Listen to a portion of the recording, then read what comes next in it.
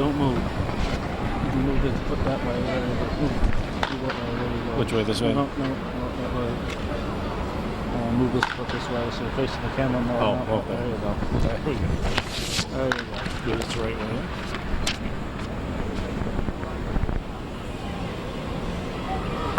Calvin Castine and Jim Schatz at Olympic Stadium. It's the 18th, 19th? 18th? 18th day of August 2003. We're pretty sure the year and the month, but the date sometimes eludes us. The last game of a homestand for the Montreal Expos. They are, since the All-Star break, 13-5 at home and something like 2-10 on the road. So they're probably not too happy about leaving Olympic Stadium today, Jim. Especially to have to leave and go to the West Coast on a trip and play these same teams over and over. But the home field has been their main spot, so we'll see what happens today. This is an afternoon game. It's a Monday afternoon, 1 o'clock start time. Tomorrow night they'll be playing in Los Angeles. So as soon as this game is over, they'll be heading for the airport and flying out of here. So getaway day is a day that sometimes the players get distracted a little bit, but it's a getaway day for both teams, so that shouldn't overly impact one team or the other. We're here a day after a dramatic finish to a ball game yesterday, Jim. I wasn't able to be here, but I was listening to part of it, and I watched the results on the computer as the innings progressed, and it was 2-0 in favor of the San Francisco Giants. 2 outs, bases loaded, 3-2 count to Brad Wilkerson, and what happened? C'est la vie. He put one over the center field fence, 404 feet plus, and the Expos went home victorious. I saw the celebration on the news last night, and the Expos are pretty happy. They've taken what, 7 in a row, I think, now from the Giants. They haven't lost to them all season long, so they were pretty excited, and hopefully it'll continue today. Yes, and like the kid in the yard with the basket on his garage, and he's taking the shot. This is for the championship, or the foul shot. This is for the championship. You throw that ball in the air and swing at it, and you say 3-2 count. Here we go. Of the ninth. And it's gone. Yeah. It worked. So that's the thing that all aspiring ball players dream of. Of course, you dream of it in the World Series, but having it happen in the middle of the season when your team is in a wild card race is kind of exciting too. Yeah, and Wilkerson has had a pretty good season for them up this point, and had some big hits. One night when we were up here, he had a home run, and he can do some things with the bat. And like I said, all the Expos they were just ecstatic that, you know, it just doesn't happen very often in baseball, especially Major League Baseball at this point when the season is on the line for both teams pretty much. Well, Giants came in here with a comfortable lead. They've lost 3 in a row now. Of course, they are without the services of Barry Bonds. As we're taping this, we don't know the condition of Barry's father, Bobby Bonds. Barry went to be with his father over the 4-day weekend series up here. All we know is what we read in the paper, and that says lung cancer, brain tumor, heart surgery a couple months ago.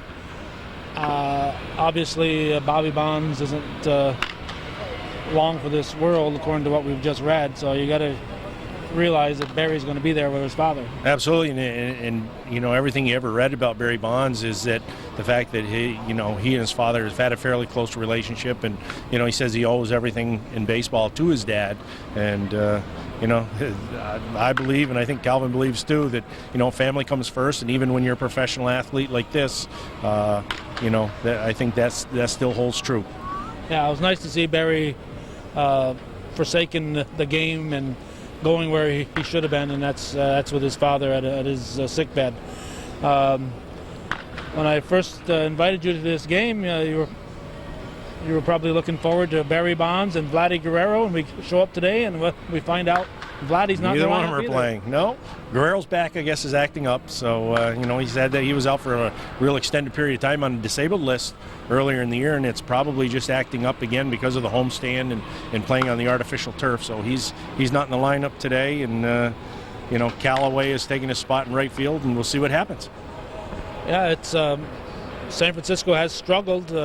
in his 3 games so far, because you take a bat out of the lineup that's the caliber of Barry Bonds, and there aren't too many teams that can do that. There aren't too many caliber of Barry Bonds out there, and there haven't been ever the caliber of Barry Bonds too many times over the years. No, he's, as much as he's been maligned by the press, and probably a lot of times rightfully so, he's put up the numbers. He year in and year out. I mean, he's got over 600 home runs now, I think, and well, he's 10 away from. He's got 650. He's 10 away from Willie Mays. And everybody, just the article I was reading the other day, there was a pro and con. Is he going to break the record set by Henry Aaron? Somebody says yes, somebody says no. So I'm sure he likes to be here, and you just don't take a Barry Bonds out of the lineup. And same thing with Guerrero. Guerrero is one of the better players in baseball right now, and without him in the lineup, the Expos got a big hole to fill. And the old saying goes, everybody else is going to have to chip in just a little bit more. 2 things have sabotaged the Expos season, and as we're taping this, they are, I think, 5 games behind the front runner for the wild card race. They've won 4 in a row. They're 64-60 right now. They seem to get 4 or 5 games over 500, then they lose them immediately. And going on the road, that's apt to happen again. They'll be back in, as we're taping this, for 4 games against Philadelphia next week, after going to Los Angeles and San Diego. And then they're on another extended road trip, due to the fact that several of those games, probably 7 to 10 of those games, will be played in San Juan rather than here in Montreal. So the San Juan experience has hurt them. Montreal is an excellent home team.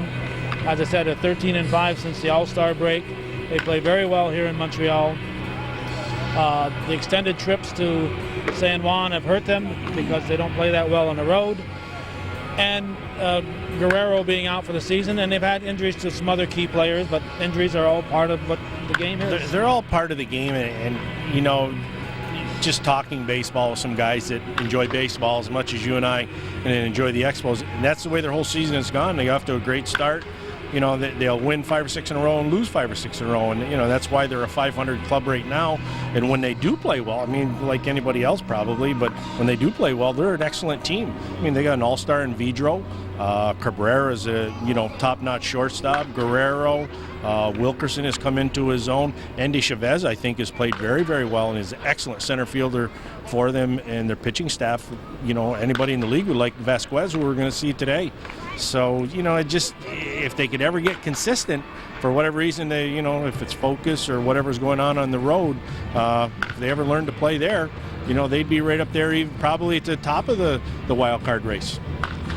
Well, another 5 wins, and that's where they'd be. And that's, when you figure 120 some odd games into the season, 5 wins is a small amount, and that's all it would have taken between them being in first place in the wild card race and being 5 games back. Yeah, and depending on who you beat, and Philadelphia or that's Florida. right. I mean, if they're playing Philadelphia next week and they're battling Philadelphia right now, if they could ever get hot on the road or when Philly comes in here next week, if they could win 4 in a row, I mean, there's where you make up your time. You control your own destiny, as they say, and that's what it's all about. You don't like to have to depend on somebody else. Well, in the wild card race, you have to, because I think although they're only 5 behind, I think they are 6 or 7 teams behind. There's that many that are in the thick of things on this August 18th. Right, so it's just not one team that you're right. It's not just one team you're worrying about. You have to worry about everybody else, but you have to take care of business when you get that opportunity, and when the opportunity knocks, you better take care of business, or you're just not going to be there in the end.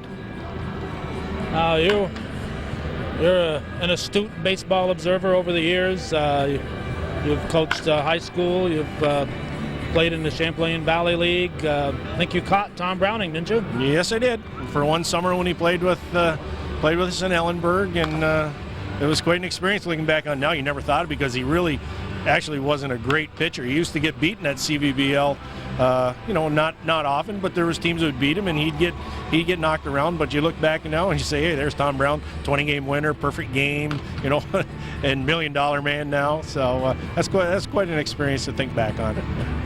You also coached American Legion, and you're on the staff of the Plattsburgh State also? Yep. Yep. I've been there. This will be my third year now, and it's a fairly new program, but we had a pretty successful season this spring, and we start practice up again in a couple weeks, well, September 1st. And so, 12 more days, 13 more days, we'll be back at it for 5 weeks in the fall. So you have a fall training, then what do they do during the rest of the year between September and when does the season start? We start practice as soon as they get back in January. I think last year was the 27th of January. We practice indoors, obviously, for the most part in the field house, which is a great facility if you have to practice indoors. Practice there until they go on their Florida trip the second week of March. And as soon as they get back from that, then we start our league season and our northern season, as a lot of the schools call it. So it's a real busy, and the kids are busy all during the season, lifting weights and doing different things. It's really not a down period of time when you play college athletics anymore. Expected to stay in shape year round. Baseball wise, yep, we try to. There's a lot of regulations, obviously, from the NCAA that you have to follow, but there are a few things that you can do with them. The big thing, though, during the off season is the weight training, which is, you take a look at these guys out here today, and you would think they're playing baseball, but believe me, they've spent their time in the weight room and during the season just to keep themselves toned and make sure they don't lose that muscle strength. The same thing with the college kids. They have to do that year round to be able to compete at this level. I always put this disclaimer out there because this will be on quicker in Champlain than it will be on in the Plattsburgh and Malone areas. So sometimes things we talk about are decided, and we're only speculating at this point, and decided by the time people see this. But the cloud hanging over the Expos again this year is whether they'll be back next season. You'd asked me this 4 days ago, I would have said no way. But over the weekend, I did read something that made some sense to me, and you were just talking about weight training and so on. I figured that next year they'd play the entire season in Puerto Rico. But from what I've read from somebody on the inside up here is that the players, first of all, we already know that they don't want this split home field here. They want to be one site next year, not two different sites for their home games. But the other thing is that San Juan apparently doesn't have major league facilities when it comes to training room and weight room and clubhouse and all that. So that really, what I've read is that Expo players don't want to play an entire season in San Juan. We talk about and you read about major league players, you have this perception that they're spoiled, and whether you call it spoiled or not, if they don't have major league quality facilities, the other teams coming in aren't going to want to play there very much. And these guys are the best in the world. They probably deserve the best in the world. And if they don't have major league facilities, for them to play there for 81 games, it wouldn't be fun. And if your players aren't content, they're not happy, good things aren't going to happen to them during the season. So, that's going to be a big concern. And I read, things similar to you. And, the players definitely don't want a split schedule here in Puerto Rico or wherever it's going to be. So it's still going to be interesting to see. We're almost September now, and everything's going to start back up again in February, so it doesn't give them a long time to decide where they're going to go, what they're going to do, where they're going to be, and all those things that go with it. And we're in the middle of August, and just for my own sake, I'm going to start watching the Weather Channel a little bit more to see what kind of weather Puerto Rico is having right now, because we're in hurricane season, and you don't have to necessarily have a hurricane. You can just have a tropical storm or a tropical depression and suddenly get a lot of rain, a lot of wind. And Puerto Rico's right in the center of all that in the Caribbean. Right, or just be on the outskirts of it. You don't even have to be in the middle of it. There's rain that's going to go, far away from there. I mean, you look at the states, and like you said, it's the middle of August right now, and they've already had, 2 or 3 hurricanes and tropical storms that have come through. So, who knows what it's going to be like the rest of the year. Worse than it's already been, probably. Right, so, and that'd be interesting as the Expos have 7 or 8 or 9 games there coming up in September to see if they're able to get those games in. Yeah, even able to get them in with the weather. You're right. That's I never really gave that a thought. You and I talked about it a little bit on the ride up here tonight, and never even gave that a thought. But you're right. That's an area that's very susceptible to the hurricanes.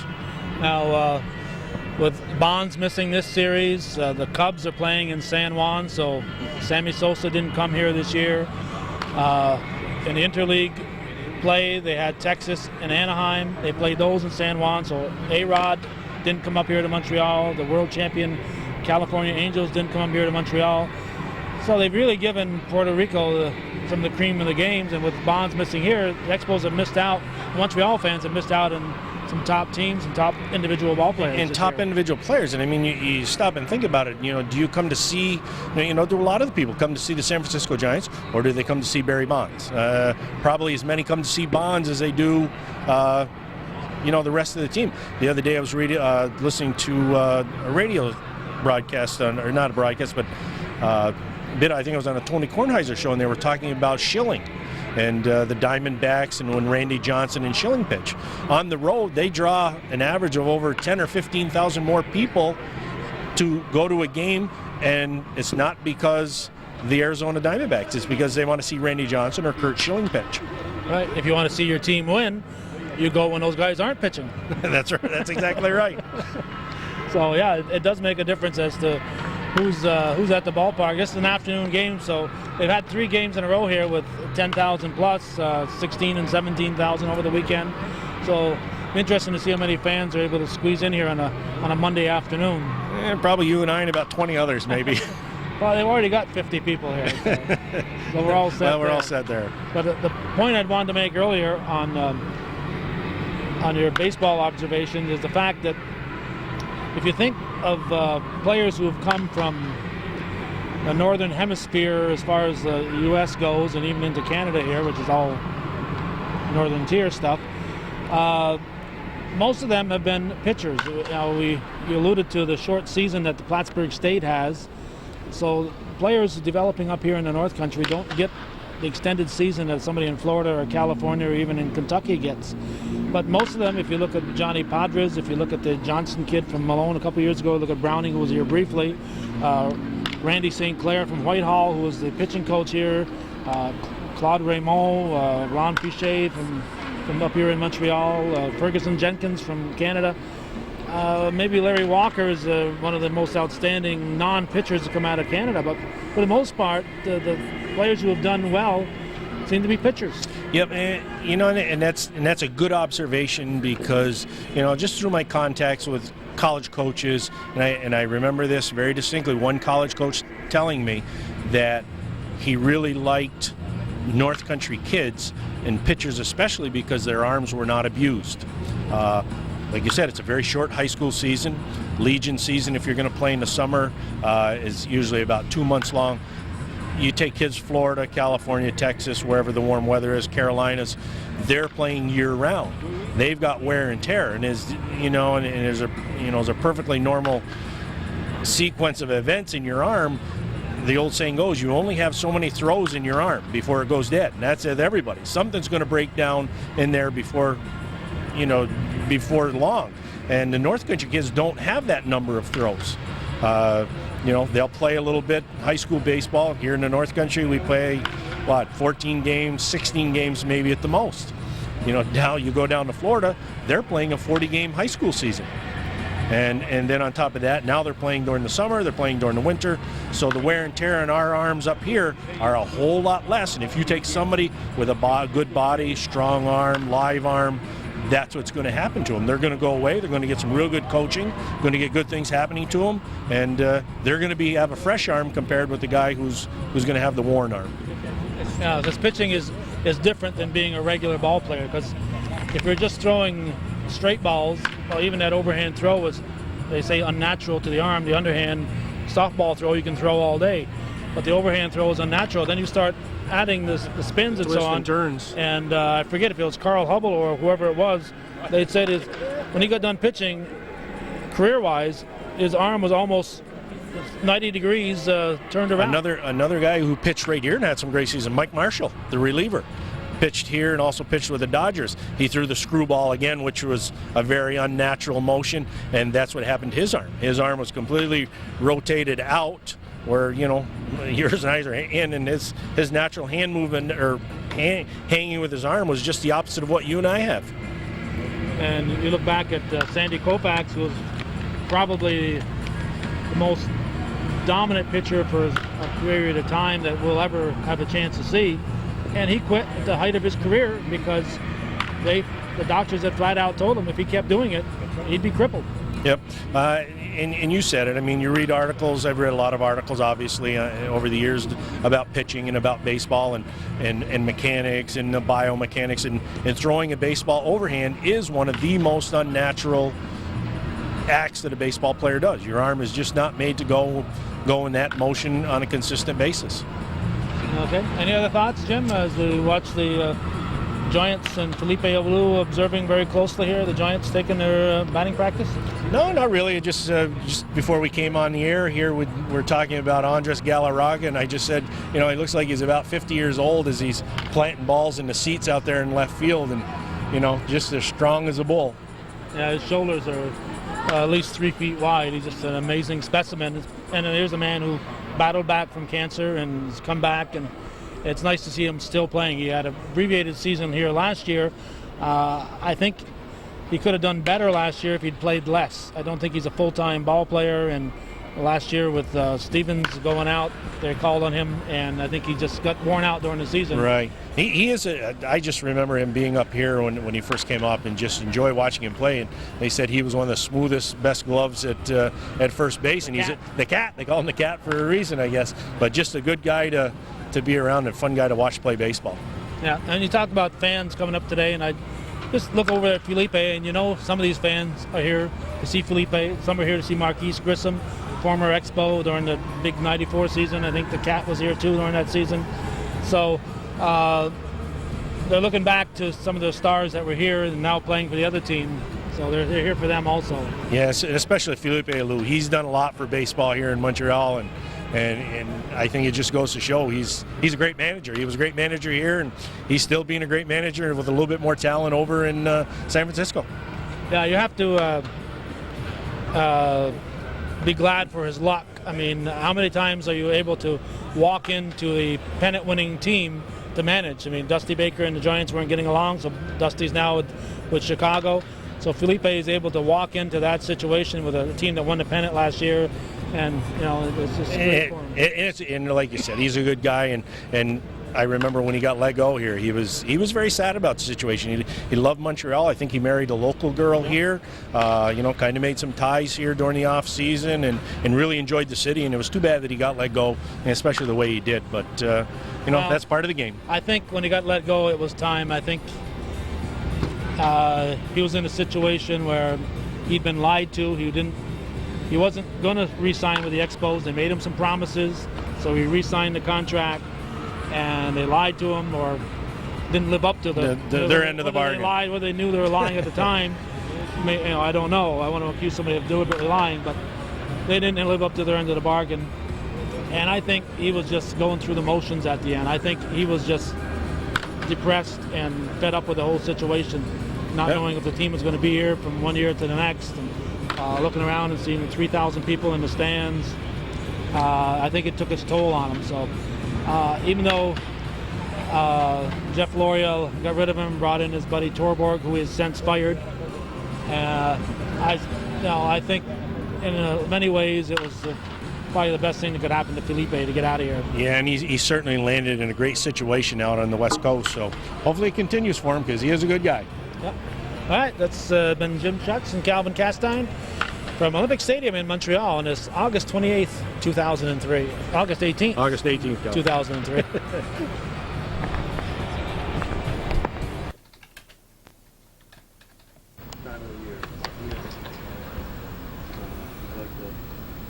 Snowboard. Calvin Castine at Olympic Stadium for Hometown Cable, and we're here with a fellow that I first met 18 years ago.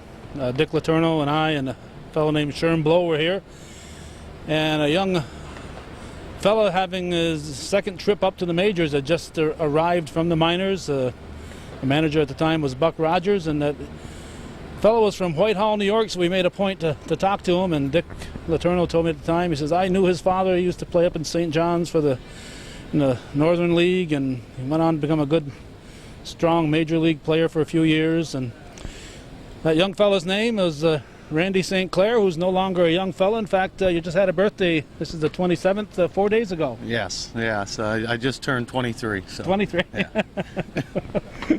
20 years ago he turned 23, but we won't talk about how old I am, so we won't talk about how old Randy is.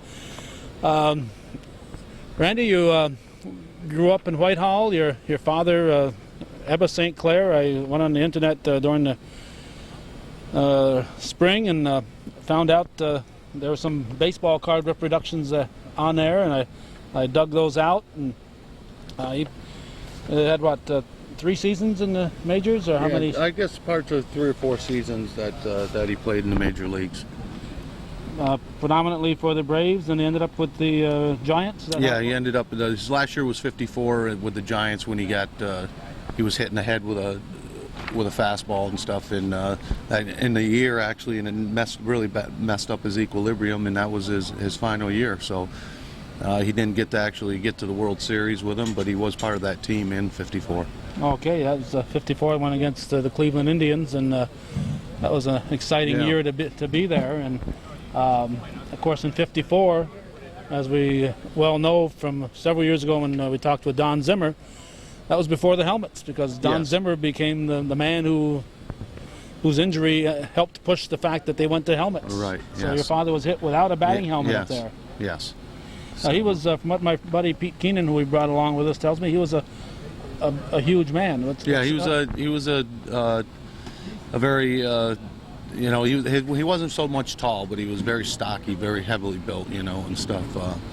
And he was probably about my height and size, but much bigger frame than I have. So he was a powerful man. In fact, I also found on the internet a poem called "Our Father Who Art at Third," and part of that is it says it's no heaven, it's here, slick skin and stitches of the ball in hand, reminding me of Ebba St. Clair, Atlanta cracker catcher built like cross trees, showing us how to throw the ball, an egg in his knotted roots of his fingers.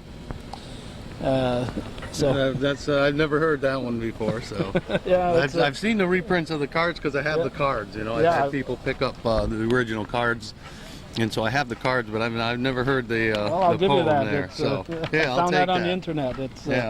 I was quite impressed that this poet decided to. Yeah. It's kind of like the Joe DiMaggio with Simon and Garfunkel.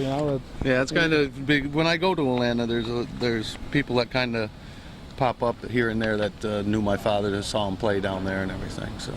Yeah, he was kind of a legend up here in the North Country. He did play for St. John's, wasn't it? I believe he was under another name. Claude Ramon, who's coach with us also, played, and he remembered my father, and he said he went by the name of Eddie Thomas up here, because I guess when they cross the border, a lot of times they change their names up here and stuff. So he went under, I guess, an assumed name, a different name up here and everything. But he was up here, and he played in the Northern League up here. So. Now let's talk a little bit about your history. You grew up in Whitehall? Yes, I grew up in Whitehall, New York. Now you didn't. Now I know there's a Whitehall school. They're a Class D school, and I've taped them against some state regional play a couple years ago. But you didn't go to Whitehall School, right? No, yes, I did. Oh, okay. Because I thought in the media guide it said Central High School or something. Yeah, the media guide's a little messed up. The media it's guide always is been wrong. Yeah. It also usually lists me as Glens Falls too. I was born in Glens Falls, right, but I was raised in everything in Whitehall, New York. Attended school there, and I actually signed as a non-drafted free agent. As I recall from what you told me in '85, you weren't always a pitcher. It was your father who decided that if you're going to make it, you should get into pitching, right? Yeah. Well, I was always a catcher in high school, and I did a little bit pitching, but nothing. I was predominantly a catcher, and we went to a few tryout camps, and didn't get signed out of them. So we built a mountain in my backyard, and we worked out for about a month and a half. My father